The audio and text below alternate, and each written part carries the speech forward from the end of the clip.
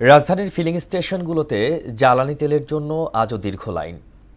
সরবরাহ ঘাটতির কারণে এখনও স্বাভাবিক কার্যক্রম শুরু করতে পারেনি কয়েকটি পাম্প। তেল নিতে দীর্ঘ সময় অপেক্ষা করতে হচ্ছে মোটরসাইকেল সহ অন্য পরিবহনের চালকদের।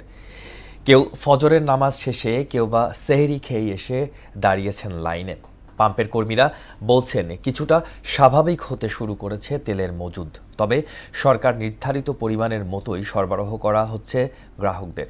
এদিকে ঈদযাত্রার আগে দেশ জুড়ে শুরু হওয়া জ্বালানি তেলের সংকট পরিবহনের বাড়তি ভাড়া এবং ভোগান্তির আশঙ্কাকে আরও উস্কে দিয়েছে। তেলের সরবরাহ ঘাটতি এবং দাম বাড়ার অজুহাত দেখিয়ে অনেক পরিবহন মালিক শ্রমিকরা ইতিমধ্যে অগ্রিম টিকিট বিক্রি বন্ধ করে দিয়েছেন।